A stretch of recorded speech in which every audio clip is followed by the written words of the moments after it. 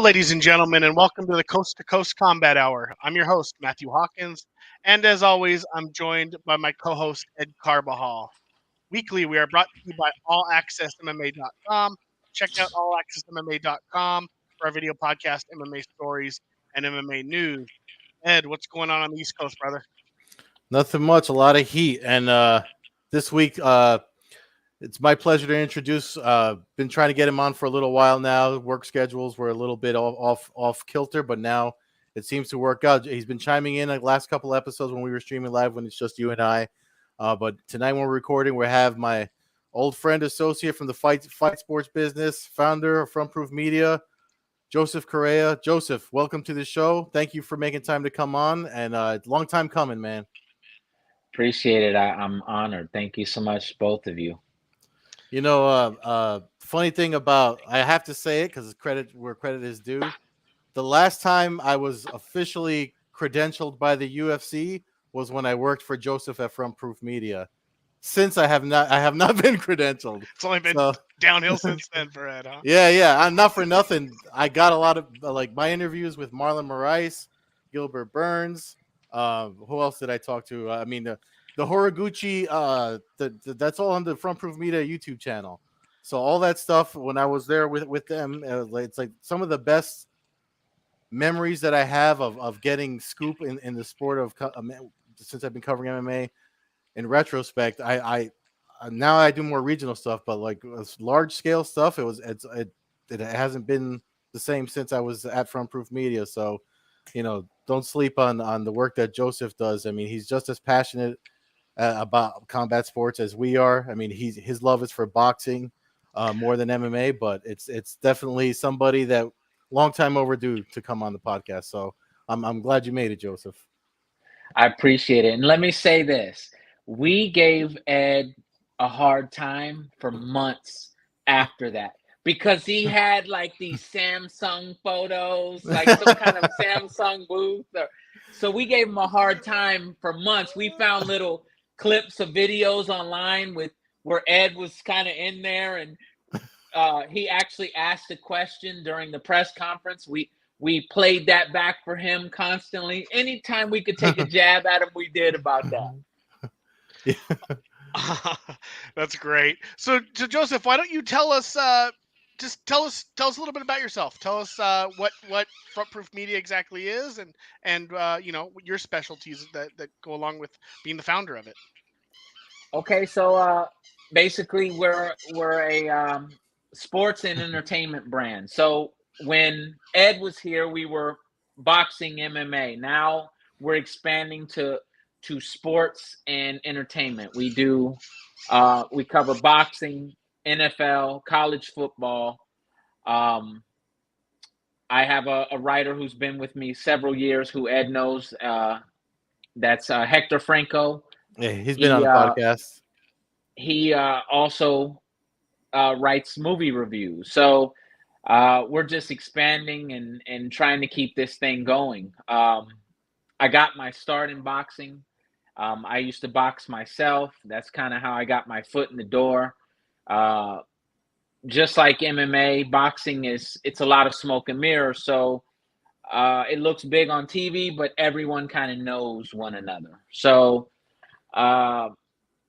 after boxing, I got heavy into photography, and I just kind of merged the two. Somebody brought up, I don't know if you guys have heard of Ellie Seckback, but I was a photographer shooting boxing, and he told me one day, look, I think you need to hire writers. I think you need to write if that's what it takes, and make this thing a full-fledged brand. And that was in New York City, and I never forgot that. And that kind of sparked where we're at now, to be honest with you. And you've actually, I mean, I know the bulk of your work is with boxing, but like you've expanded to do like you've done some since Feldman helped BKFC take off. I know you've done some work with BKFC.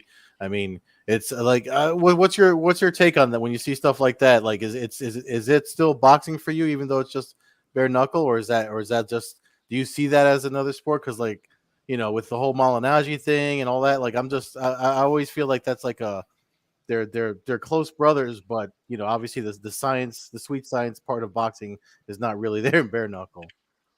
Yeah, it's a different sport. I treat it like a different sport. I respect it.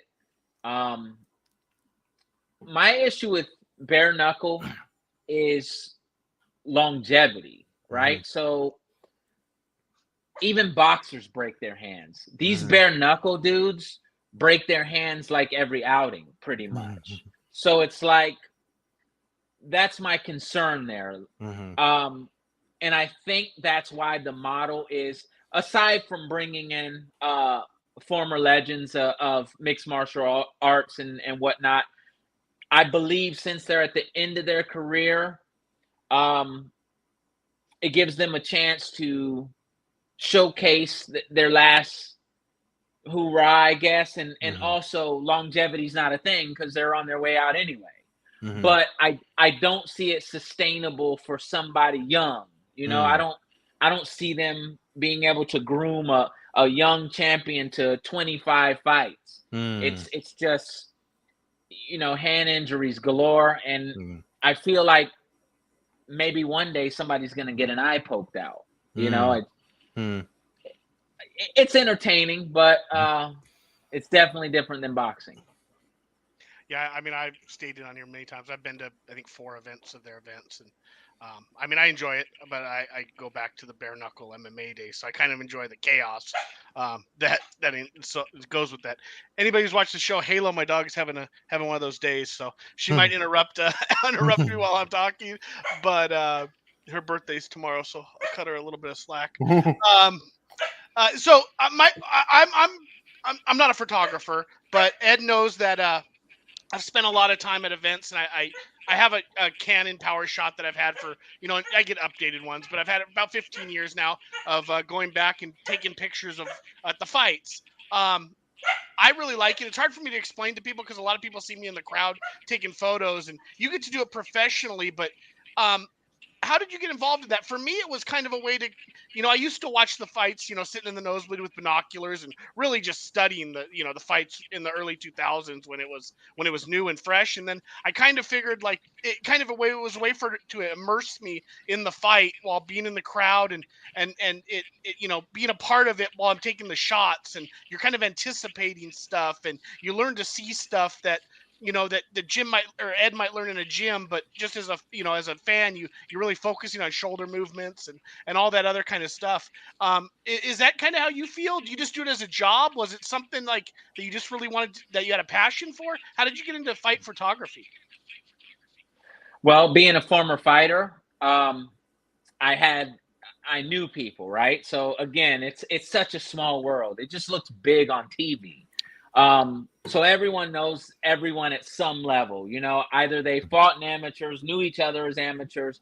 And I just kind of merged the two. And I knew the reason for the name Front Proof, just to kind of take that back, is I always say you can't front on me. Like I knew that if I got an opportunity to shoot, I would be the best.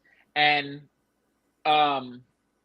I don't really necessarily mean better than anyone else, but unlike a lot of fighters or photographers rather, I stay in fight shape. Ed can attest to that. Like I'm in shape.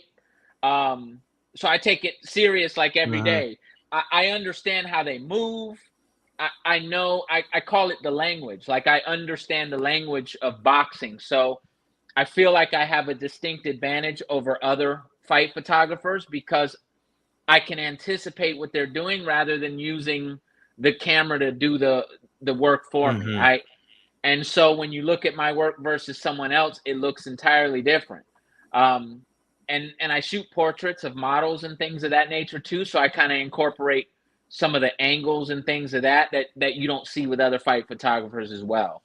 But essentially I got my start just believing in myself and putting myself in position with fighters that I knew to try to get on with them. And luckily for me, my first show was a Showtime card. A lot of people have to start at club shows. I started right on the top. Hmm. And I just haven't relinquished that. I do have a passion for it, so that's how I love it, man. Yeah, and it's one of the things that the reason why Joseph and I still keep in touch, even though, like, I mean, we're not collaborating on anything, as of late, up until right now, anyway. But he's a hustler. He's got the entrepreneurial mindset where he just that like the it's not about the same thing for me. Like, it's like, okay, it's cool if you make a little bit of money, but it's also what matters more is that you know we love what we're doing. We're proud of what we create and can share, and hopefully somebody learns a thing or two about these sports that we love so much while we're sharing our work with the world through the magic of the internet. um Speaking of the magic of the internet, though, I mean, some news came out yesterday online that everybody kind of right why we jumped ahead to initially we were going to have Joseph on for the Spence Crawford like that week, and obviously we had to update it because the news came out yesterday. Tyson Fury, Francis Ngannou, October 28th, under boxing rules. I'm curious as to. I'm always curious because me and Matt, we know we've spoken a lot about these exhibition type bouts. Ever since I mean the Mayweather McGregor started this kind of like I don't know. They planted the seed, and now we keep seeing it a lot with, we're seeing it with. I don't know if Jake Paul's matches kind of count in that because he's somebody that takes boxing seriously. But what was when you saw the news with Francis Ngannou and Tyson Fury being announced for October? Well, what's your take, and what did you see from other folks that are boxing purists like yourself? Ngannou has no chance at all. I Mm-hmm. mean, he's banking on power, right? So he thinks that if I touch this guy, he's going to sleep. Well, there's a fighter who's more skilled in boxing. I wouldn't call him the greatest boxer, but you have Mm-hmm. a Deontay Wilder who Tyson Fury mopped the floor with a few times, and this guy has one punch knockout power for sure. So that power's not going to get it done. And I was kind of shocked. I know they've been talking and whatnot about a fantasy fight between these two, but I was shocked that he would aim so high at a Mm-hmm. guy like Fury because Fury is an extremely good boxer. He's very good on his feet. He's awkward. I Mm-hmm. always speak about awkward fighters because they're hard to prepare for. Who do you spar? Mm-hmm. And then being inexperienced in boxing, that's going to make it even worse for him. So, uh, Fury's a big dude. He's not known as your prototypical power puncher, but he obviously put Wilder away, so he Mm-hmm. can punch. I think he stops Ngannou in 3-4 rounds max. I think Ngannou will be tired. I think Yeah, he'll just be overwhelmed. yeah. Overwhelmed. I agree. I agree with that. I mean, me and Matt have talked about it so many times on this podcast when we hear these matchups. The person when something like this gets set up. I mean, the senior person that has mastered the rule set that is agreed upon. That's who's going to win the fight. And when I say mastered, I mean you're talking about the guy that holds the WBC title, and I mean he's the best he's one of the best in the world in that weight class. And to have someone that just has that's a perfect example, the Wilder trilogy. Like that's the perfect example of what you can expect. But the thing that makes it different is Ngannou's not Deontay Wilder. He's and I know you and I have talked about this in the past, Joseph. You know, and we said a lot of this podcast. There's boxing, and then there's boxing for MMA, and they're not the same thing because of the different rule sets and the different things you have to worry about. So no matter how good, you hear a lot of people talk about the best hands in MMA or the best boxers in MMA. It's still not the same as boxing. So when you look at someone, I mean, the data shows us the senior most person under the rule set, especially when it comes to these boxing matchups, more times than not wins. Like there's a few rarities, but they're very few. I don't even think you can count. There's less than a few that you can count on one hand. What do you have?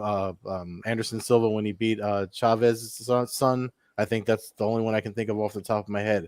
Other than that, it's always the boxer that wins the boxing match. So the draw for this is folks looking for that the one punch, the what if he lands that one punch that Fury can't recover from. But we've already seen him recover from guys like that in the Wilder that Wilder trilogy. So he pulled the Undertaker, if you remember. Yeah. He sat up like the Undertaker. Listen, Wilder has fought 46 fights in boxing. Yeah. And couldn't compete. Again, Wilder's not the most skilled boxer. He relies on putting people away, and he's done it successfully 43 times, But to aim so high for your first matchup. See, why doesn't Ngannou would be somebody, he should target somebody like Tommy Fury, who Jake Paul fought. Yeah, but Somebody that's like not the that. money. That's not the No, money. it's Like not. when I mean, you look at I think we're looking at it, and I don't mean to step on anybody, but I don't feel like we're looking at this right. Like I feel like we should be looking at this as Ngannou gambled on himself. Like the only thing he's not banking on winning. He's banking on that check going in and clearing, and him never having to fight again if he doesn't want to. I mean, he gambled on himself, and he's going to win a $40 million lottery. Yeah.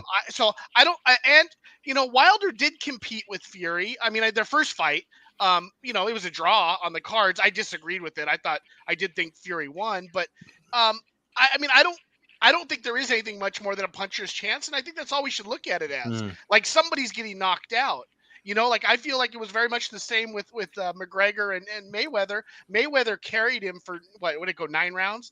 Like you can't do that at heavyweight because you can't risk Ngannou catching you in the 7th round. You just can't, even no matter who you are. You can't risk that because you're dealing with a monster as opposed to 65-pound Conor McGregor, which is still dangerous, but not on the level of a 280-pound Ngannou. I mean, I imagine there's not going to be a lot of weight cutting going on. We might see the biggest, gnarliest Ngannou we've ever seen in a combat event. Plus, he might have bulked up weight just because he's not wrestling and grappling. But I just think he could fight a lower guy, but he's not going to. I don't think he beats anybody in the top 25. You know what I mean? Like if we're really looking at the top 25 best heavyweights, all of them should mop him up. So why don't you take the big fight? It doesn't do anything if he loses. Ngannou goes back to PFL. He probably wins $1 million heavyweight tournament. His name gets out there. I think it's nothing but positive for Ngannou, other than the brain trauma that he might suffer at the end of the fight. But I think it's great. I think it's a kind of an FU to Dana White.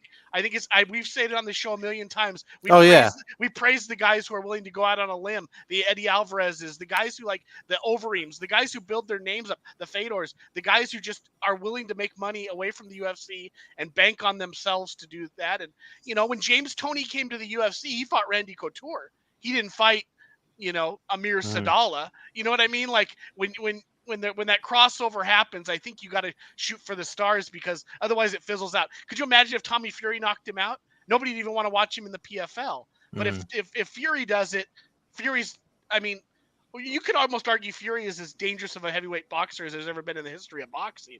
I mean, just because of his size, because of his reach, because of his speed and technique for the size he has. I mean, he's a tough matchup for anybody. Historically, at least in my, that's why I always thought Lennox Lewis was underrated, because it was like Lennox Lewis would handle a lot of those guys from the 60s and 70s just because of his sheer size. But no, I think it's great. I haven't heard anybody think Ngannou's going to win. I mean, my God, if you won, could you imagine? That's the selling point. That's why it sells. That's why it sells. But for me, it's going to sell because I'm going to see someone get KO'd in probably about 3 rounds. 3-4 rounds. I think the better fight would have been Ngannou Wilder. That would be wild. Yeah. I don't disagree with that at all. Yeah. You have an even more exciting match because they're both going for knockouts. I mean, And I you've guess seen you Wilder always go knocked for a out knockout. before. You've seen Wilder knocked out, so you can kind of go, okay, well, if he gets chinned, Mhm. maybe he's going down. Whereas Fury, it's like he did the Undertaker, like you said. What does it take to get that guy out of there? And his skill level, right? Mhm. So though he has fought so many fights, he still fights like an amateur. I mean, in boxing circles, everybody knows that. Like you can Yeah. look, you don't even have to be in boxing and look at Wilder and say, okay, technique wise, this guy, that's not his bag, Mhm. But if he touches you, Yeah. he'll put you to sleep. So I think that would have been the better match. I also think that would have made more money than Fury. Fury's not a big sell, really, honestly. Um, Anthony Joshua, huge sell, Mhm. huge. Him and Canelo, like, are the cash cows of boxing. Now, obviously, Joshua's on the downslide, but if you place it in the right place in the Mhm. UK, something like that, man, this dude had 100,000 plus in Wembley. Mhm. So those guys is who I would fight. If I was Ngannou trying to cash out, not Yeah. not Fury. I I mean, think You're not Fury. wrong, but it, it, all those guys mop him. All those guys yeah. finish Ngannou. I think. Well, yeah, in boxing, of course, all the boxes, of course, they're always gonna beat the guy that's 0-0 in pro level boxing. But the thing is, as somebody that follows the sport as deeply as you do, Joseph, one of the things I saw pop up a lot was like, okay, now with Fury, taking time to do this and preparing for this, he's holding up the WBC, the whole division and all that. And I saw the Suleiman gave him a pass, like they're letting him do it. The WBC is going to allow him to do it. Obviously, there's money involved. That's the only reason why anyone gets allowed to do anything is because everybody gets a piece of the pie. But from your standpoint, from what you're hearing from your own opinion, or what you hear from other boxing fans, what's your take on that end of it about holding up a division? So the heavyweight division is kind of stale anyway. Mm. It's not the middleweight division. It's not the welterweight division. These are hot divisions, but even in those divisions, guys aren't fighting. It's Mm. just it's bad, man. Boxing right now is a weird place to be because Mm. this is why you have a lot of the influencer boxing going on and whatnot, and it causing such a stir and excitement because people want to see people fight, man. The champions aren't. I mean, for instance, Jamal Charlo, almost out of the ring 3 years now, still has his belt. Mm. You know what I mean? Like, what's going on? Like, that shouldn't be a thing. You know what I mean? So, um, if they're gonna let him hold up the division, whatever. I mean, there's not a lot going on. And like you said, cash is king, so it's making money. It's gonna have eyes on both sports. So they're gonna continue to do things like this until promoters in boxing get it right and start Mm. making these fights happen. Period. To be fair, Um, a lot of the fights are booked though. Like a lot of the top guys booked, right? Usyk is fighting.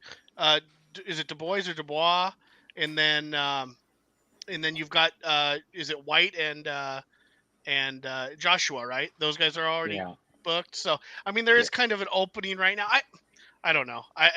It's a money thing. It's the number one lineal heavyweight UFC champ against the number one heavyweight boxing. So I mean, Yeah. as a headliner, I mean, as a fan, like I'm going, what's a headliner we probably never thought we were going to see in our lifetime. We're going to get to see it, I mean, but I don't know. I don't know. I've enjoyed this era of heavyweights though. I know they don't always fight each other, but there's some talent out there, and when they have fought each other, they've been good fights. Yeah, and I saw Andy Ruiz was trying to bait Wilder into about he put something up on social media. I don't know if it was today or yesterday, but so they're trying to make things happen. But like you said, Joseph, I mean the promoters are their own worst enemy.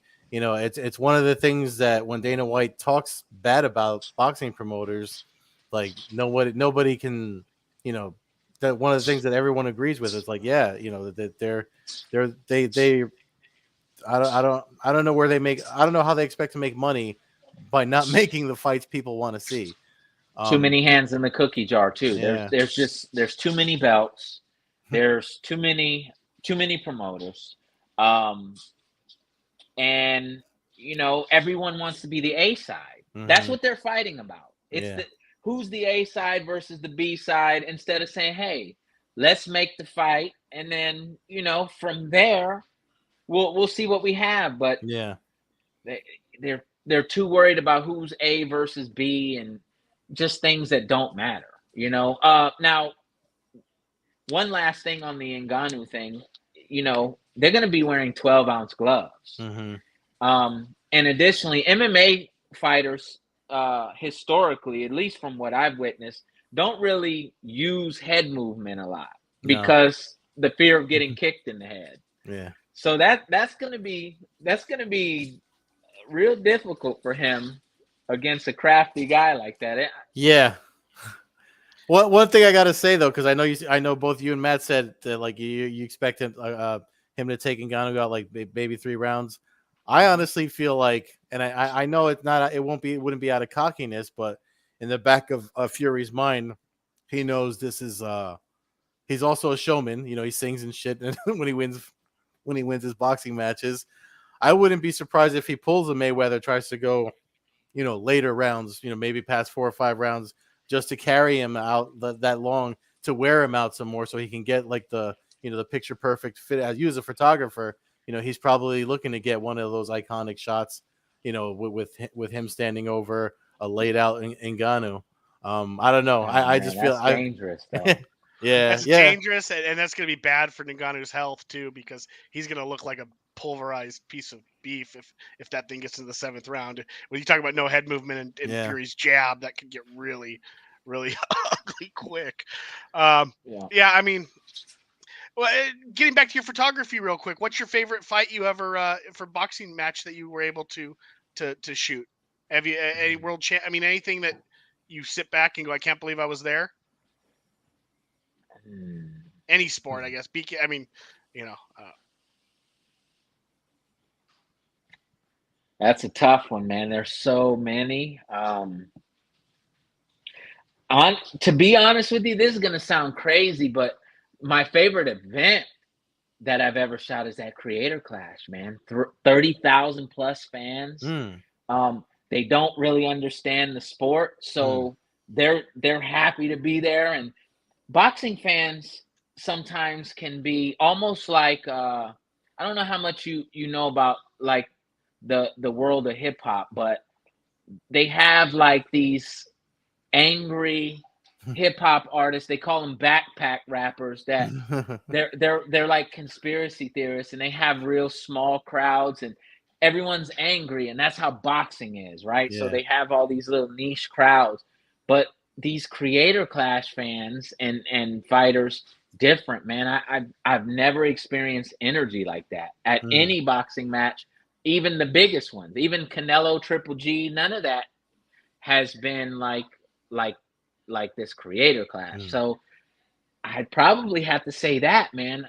I will say this. I don't have a favorite fight per se, but I like shooting female fighters the most. Mm. They're the most entertaining by far because they actually fight Yeah. from the opening bell to the end. Because historically, women don't like each other, so they. And I hope that's not politically incorrect to say, but Yeah. they just they fight. They don't No, posture, none of that. They fight. So yeah, no, I did you do like that. Serrano and uh, Kate Taylor I at didn't. MSG? No, I didn't. I'll be doing Serrano and Heather Hardy coming up though. oh, the rematch. You're gonna do that, huh? rematch. Yep. Yeah. Oh, Yeah, that'll nice. be on the Jake Paul card. Oh yeah, Wow. because Serrano's under MVP. That's right. Yeah, that's Yeah. um uh what was the one you did when you came out here when we were all together? I forget what event that was in Brooklyn. Interesting you ask. So he'll be in an upcoming fight, the biggest fight in boxing right now. I did Errol Spence. That's the one, right? Yeah, Errol Yeah. Spence, and he fought that night Chris Algieri. That's right. That's right. Yeah. Yeah. How do you see Spence and Crawford? Crawford. Spence has had 2 automobile accidents. I don't care who you are. You could be Superman. That takes something out of you. They've both been out of the ring for a while. Spence is a great fighter. He really, really knows how to go to the body and whatnot, but Crawford is just a dog. Crawford, I haven't seen any fighter adjust as well as Crawford since Floyd Mayweather. They both have this thing where they download what you're doing and then completely take your whole game plan, just suck it out of you. You whatever you do, and Crawford's also a switch hitter, so he's very, very difficult and crafty to deal with, and just killer instinct. Yeah, I just got the quotes from they had the press conference or the media call today for that, and I didn't get to look at the quotes before we recorded, but the date that's happening, there's a UFC pay-per-view on, there's the Bellator Rising card is on. Like, we're literally, me and Matt are probably going to explode at the end of the month because that's a boxing match we want to see. I mean, there's so much going on that weekend in July. I would imagine you and your team at Front Proof are focused on the Spence Crawford thing, but like when you see, it's weird because especially talking about Errol Spence, I remember was it for you that I went to when he had the that press conference? Was it, who did he face? Because he was such a humble kid at that press conference when it was in New York, and then it seems like he's changed his whole demeanor. I don't know. Do you think these guys something changes when they start making a name for themselves and the money starts rolling in?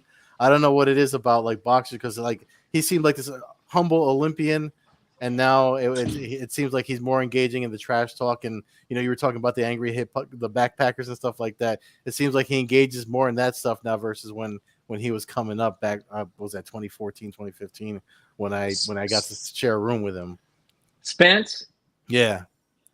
So to be honest with you, Spence and Crawford, they're kind of boring guys in person. Yeah, they are. Crawford's not really media trained that well. He doesn't care for it. You know what I mean? It's not that he can't. And Spence, he's just really boring. And like that's the best way I can put it. He's not. So I'm sure they're pushing these guys to trash talk because Crawford would win that matchup too of trash talking, really, but Spence is talking a lot more for this fight for sure. But how else are you going to sell it? Because you got two guys. They're great in the ring. They let their fists talk though. They're just not good media guys at all. Once this Spence ice is is about broken, the most boring I've ever met. once they fight the first time, do you think this is something we see 2 or 3 times, or do you think that Crawford's pretty much going to school him? I think it'll be a competitive fight for sure. Somebody's probably getting knocked or stopped, but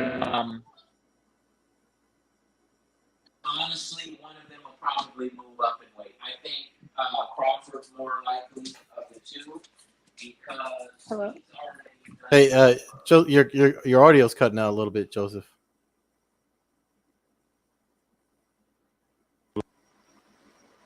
What happened there?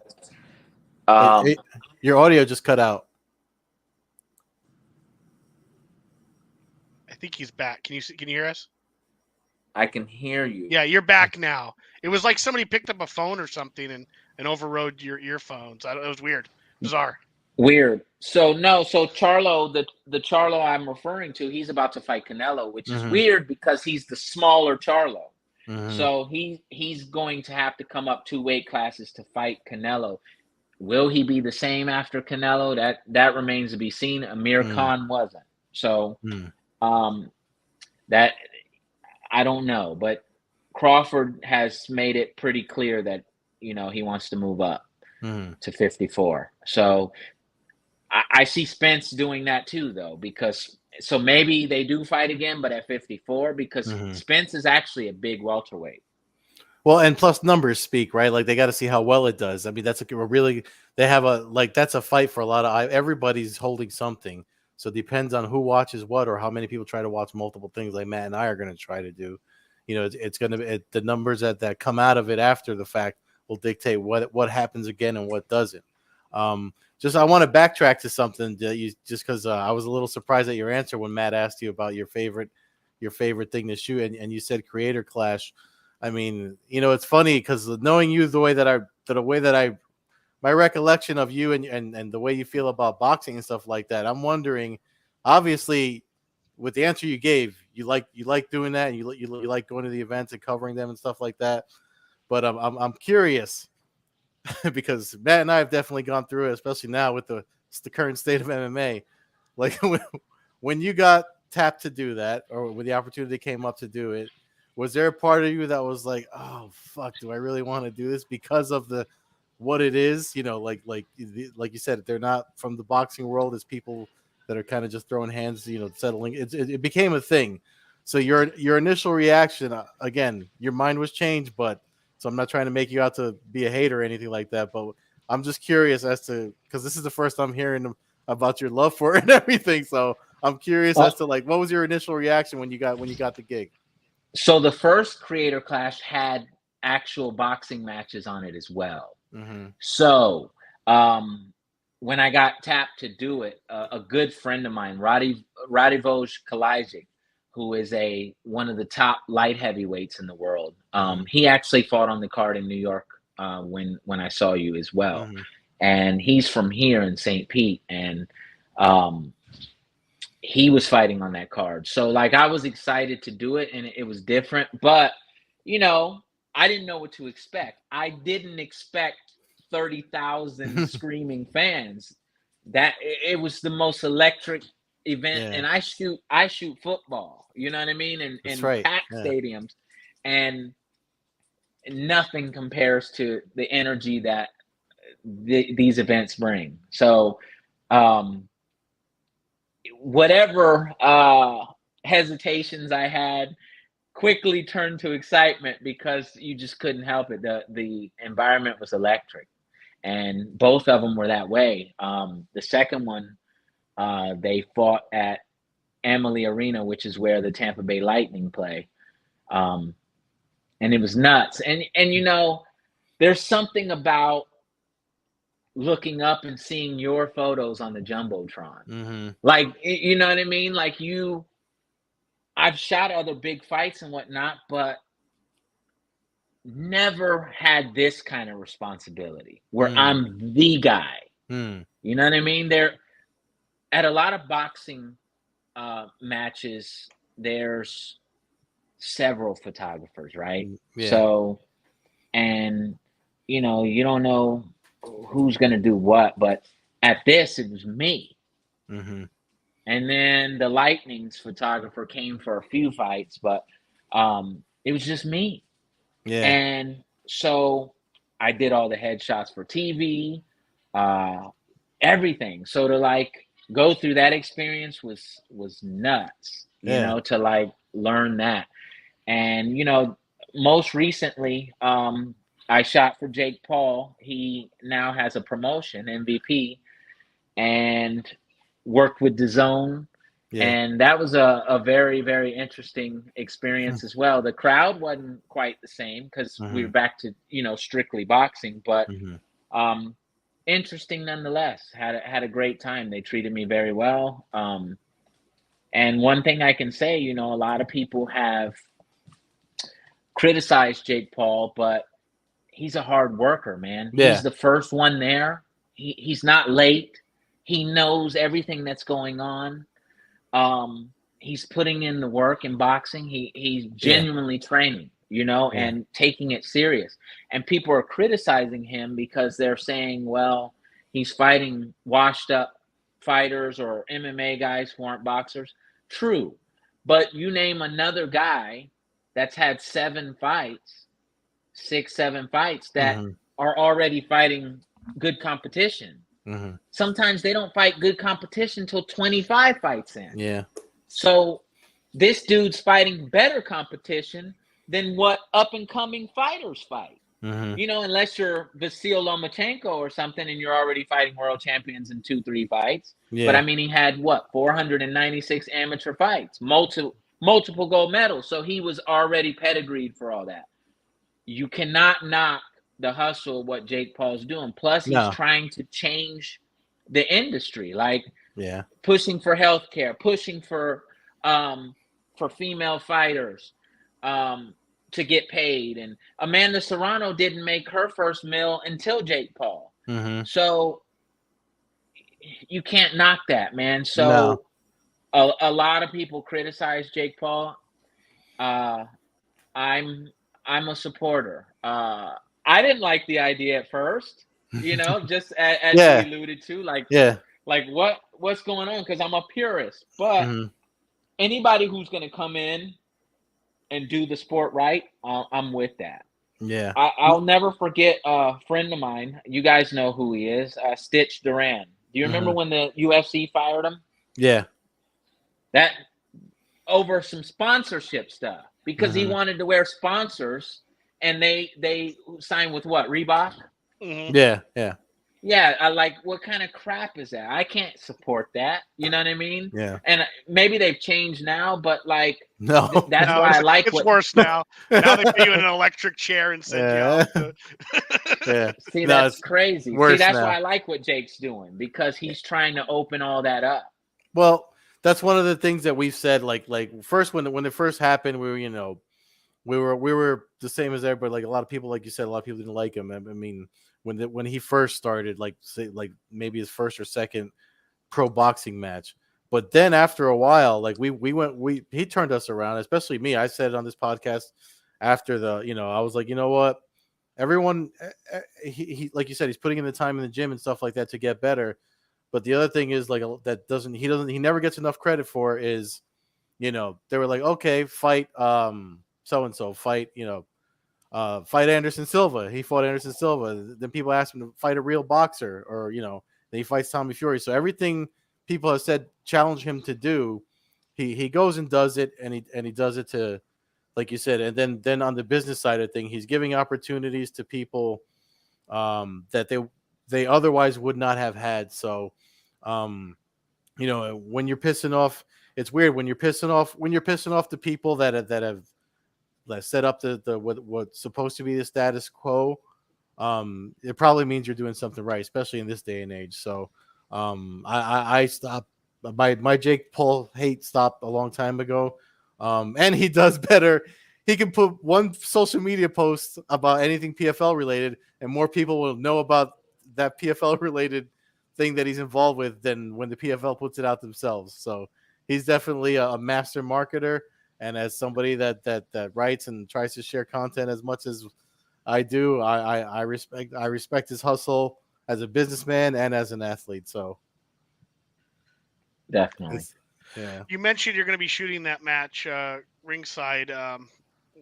We chatted for a second before we went live, but I think, are we all aboard the fact that probably Jake Paul just takes care of Diaz and wins the fight pretty easily? I'm kind of on that train right now. I think so. He's too big. Mm-hmm. Diaz has never fought that big. Diaz goes back to what Ed was saying about when they say an MMA guy is probably the best boxer. He's got boxing skills. It's not quite the same. Jake's been training 4 or 5 years in boxing only, and like real boxing. And so being the bigger, younger, fresher guy, Diaz has been in some wars. Would Diaz beat him in the cage? Absolutely, quickly. Mm-hmm. But in the ring, I just don't see it. In fact, I think Jake might knock him out. That I don't know about that, because the Diaz brothers don't really get knocked out. But I do see it. Like I could see a TKO happening, like them stopping it if he's taking too much damage. Plus, as we all know, historically the Diaz brothers cut super easy, and that'll stop. That's another way the fight can get stopped. But yeah, no, it just goes back to. I mean, if you're looking at this, the man who has seniority under boxing rules is Jake Paul in that matchup, just like it was with Tyron Woodley and Ben Askren and all those other MMA guys. I just again I just like that he actually did step up and try to fight when he got the fight with Tommy Fury. Before that, he was supposed to fight in the Garden. I actually felt bad when that happened, when that got canceled. Um, who was the guy that Hassan Rahman, right? Was the guy who was, yeah, and that guy would like literally at the last minute tried to change things contractually, and it not only was it messed up for Paul and everyone on that card, but it also underlined the things that he keeps saying he wants to fix in boxing, which is bullshit like that happening. So, yeah, I'm actually glad to hear that you're shooting for MVP and the Creator Clash thing. Not for nothing, dude. I had no idea that you did those up until tonight, and now I'm gonna have to go back and look for some footage just to see. I mean, when I worked for Front Proof Media, when Joseph would shoot boxing, I used to text him pictures of him on the TV screen because I'd see, oh, there he is on the corner of the ring, and I would send him pictures. I'm like, there you go, there you go. So like he definitely puts in the work, man, and I'm glad that you revamped Front Proof Media so that Hector could get some of his movie reviews up on there. And yeah, man, just keep doing what you're doing. And thank you so much for making time to talk about this. Outside of that, what else is on the table for Front Proof? Like what do we have to look forward to in the future? Man, just more quality content. Again, we're moving into some entertainment avenues, so just more of that.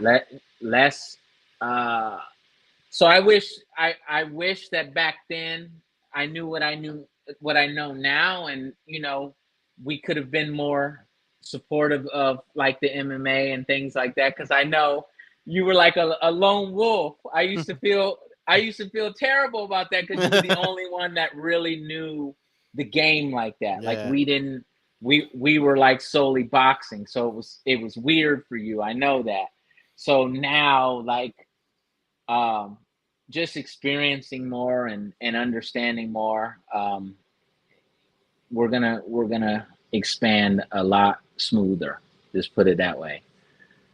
Yeah, I mean, for folks that haven't checked out the site, and I mean, if you weren't checking it out when I was there, you can definitely check it out now. That the link will be in the description of the podcast, the YouTube channel, and everything for you guys to go and visit. Also, as we mentioned before we took the break, Chris Lencioni's GoFundMe link is there. So if you guys can please drop some funds to help him out in his recovery, by all means do so. And I guess that's it for me. I don't know, Matt, if you got anything else for my man Joseph over here. Other than that, just take us out. No, I mean we could probably go on for hours talking about the fight game, but I definitely appreciate your time. Thank you. And I look forward to now looking for you at events and seeing your work pop up on the jumbotron. Just a note for this weekend: there is a UFC fight on Saturday, fight night. I think it's home and. Oh, don't ask me her opponent. I really don't know her. But the BKFC Friday is the big one. Mike Richmond, Dave Mundell. Richmond tries to rebound from a devastating loss in his last bout. And that UFC card's supposed to be on ESPN and ESPN Plus, so everybody should be able to watch it if you want to watch it. But I know it's not on everybody's radar for this weekend, but yeah. Buena Silva, there you go, just popped into my head. So home Buena Silva, for those that have nothing to do on Saturday. But I guess that's gonna wrap us up. Fans can check out the show at Combat Hour on Twitter, Coast to Coast Combat Hour on Instagram. Follow me, Matthew Hawkins, at MMAHawk21 on Twitter and Instagram. Follow Ed at Carbazol on Twitter, Carbeerzol on Instagram, Old Head Carb on Twitch. And again, you can always check out our show at allaccessmma.com. Joseph, do you have any links or anything you want to send out? Just frontproofmedia.com? Frontproofmedia.com. If you want to check out some of my photography work, you can check me on Instagram at frontproof. Also, we are at frontproof. Oh, I got on Instagram finally. Oh wow. I'm sorry. Go ahead. Keep going. Wow. Sorry. I didn't mean Wow. to cut you off. I used to No, give Joe some shit about Instagram, but you didn't. That's what I'm saying. Wow. Well, 10 years later. Go ahead. Please keep plugging your So stuff. Front Proof Media, at Front Proof Media on Twitter, at Front Proof is my personal. Anyone is welcome to hit me up with any questions, or if they just want to talk fights. Excellent. All right. Well, again, thank you for your time. We appreciate it. Anytime you want to come on and talk about any of your experiences, we'd be glad to have you back. So, Thank you. yeah, I'm sure you got to keep up with Ed over here. This guy's out of control. But yeah, thanks for listening, everybody, and have a good night. Peace.